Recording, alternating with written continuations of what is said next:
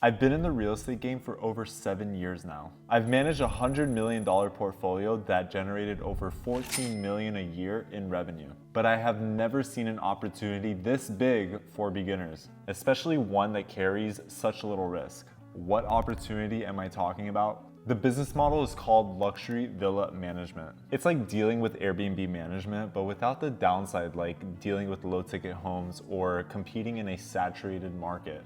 And all the upside like $10,000 to $30,000 a month in cash flow with 4 hours of work a day. And in this video, I'm going to break down the entire 3-step business model that allowed me to generate over $10,000 in profit in the first 30 days as a complete beginner, so you can do the same. It all boils down to 3 key steps. Find a villa that's been up for sale for over 30 days. Partner with the homeowner to rent it out while it's listed on the market. Cash flow a property that would otherwise just sit vacant. This is the exact 3-step process that allowed me to generate over $1.1 million in just my first 7 months. By the way, everything that I'm sharing today is straight from my Rental Copilot program. If you want the entire full deep dive and strategy, please click the link below to learn how you can access the whole thing.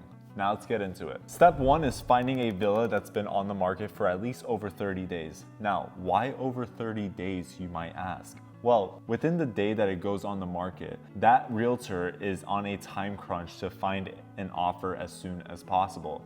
They're hitting the ground running.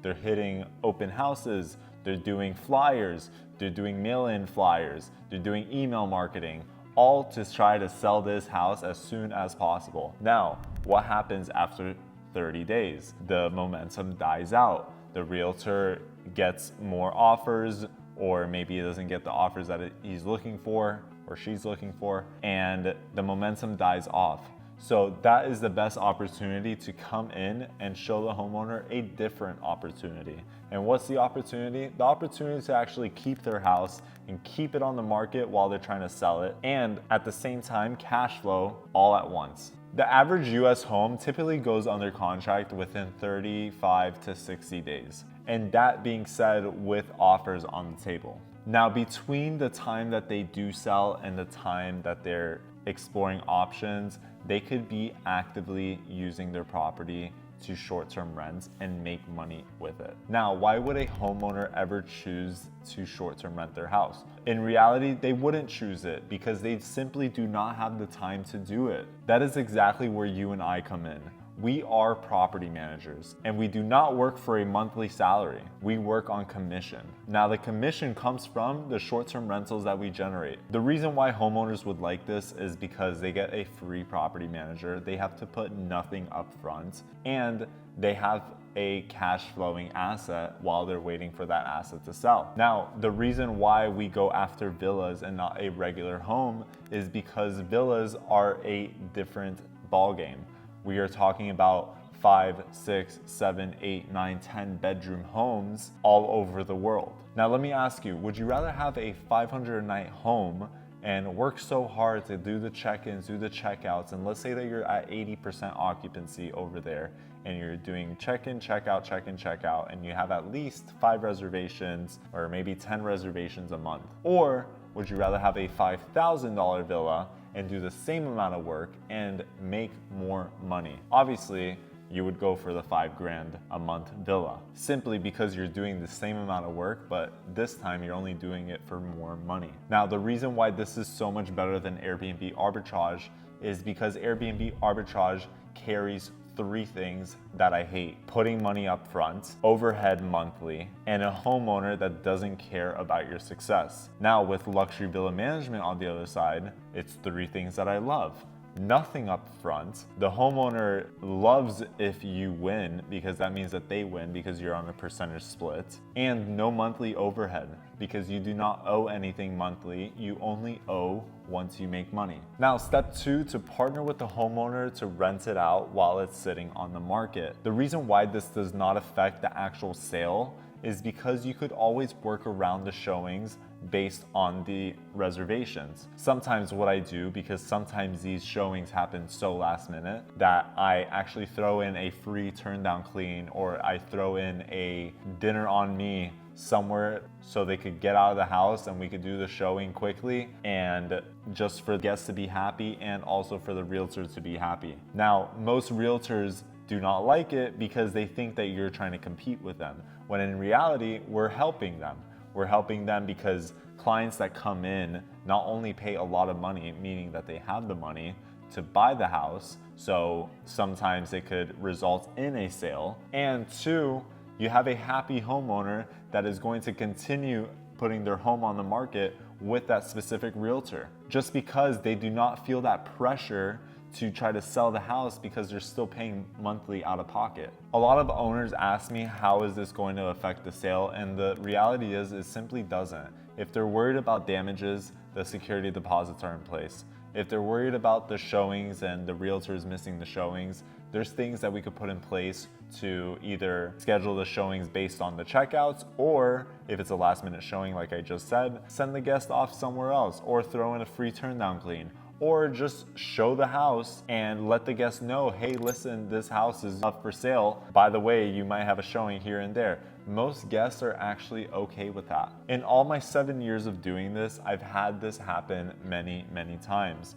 where a showing happens last minute and I have clients in the property and they didn't say okay to the showing, or they're trying to be difficult, which in all honesty, they paid a lot of money to stay in the property, so they should be difficult. But what I do is I throw something in there. I throw something in there on me. I throw a free chef, which is probably a lot of money, but we could go down to a free dinner on me, or a free bottle. Or I simply just ask the guests, when is a good time that you're out of the home? If they say, oh, never, I don't want anyone inside the home with our things inside the home and I don't want people in there while we're not there, then you could just simply add something onto your listing description and say that this house is up for sale and showings might happen. That's something that a guest cannot go around. If they don't want it, they don't have to book it. Now, step 3 is cash flow on a property that would just otherwise sit vacant. Now, the reason why this is so exciting, not only for you, but for the homeowner, is because the homeowner still has expenses. The homeowner has expenses on the mortgage, on property taxes, on electrical, plumbing, doesn't matter. There's so many expenses when you own a property that the homeowner just has to pay out of pocket. For example, even if you have a house listed for sale, and let's say that it's listed for sale for over 30 days, you still need to do the landscape, you still need a pool guy, but these are simple things that you still need in the property because you still want the property to look good. And only not to mention if you are a developer. Usually when developers go into properties, they account for the additional carry cost expenses. Imagine a world that you create bookings and those bookings carry the home cost for you.